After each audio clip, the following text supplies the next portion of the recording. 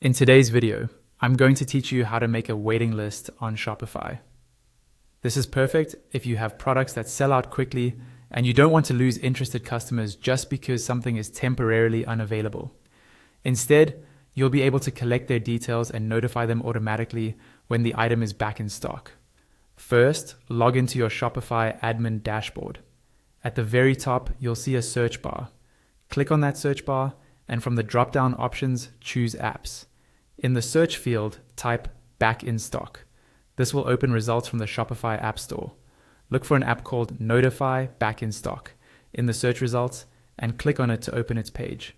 From there, click the Install button and follow all of the installation prompts.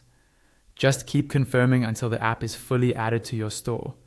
Once the installation is complete, Shopify will automatically take you into the Notify Me app dashboard. On the left-hand side of this dashboard, look for the section labeled Notify Me, and under that, click on Back in Stock. Here, you'll see an option to turn the feature on. Click Turn On. A pop-up window will appear with some details about what's being enabled. Simply click Continue at the bottom right of that pop-up to confirm. Now it's time to make sure this waiting list feature appears correctly on your online store. In your Shopify admin, look at the left panel again and click on Online Store. You'll now see your list of themes with your current live theme at the very top. On that theme, click Edit Theme to open the theme editor. Inside the theme editor, look to the far left side for an icon labeled App Embeds. It's just below the gear icon. Click on App Embeds, then use the search bar in that panel and type Notify Me. When it appears, make sure the toggle or switch next to it is turned on so the app is active on your theme.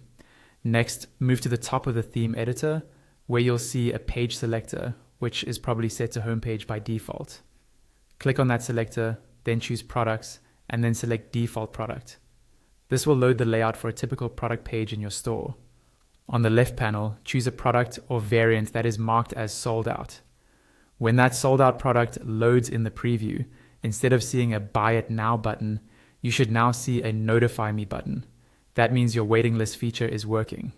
Finally, go to the top right corner of the theme editor and click Save to apply all your changes.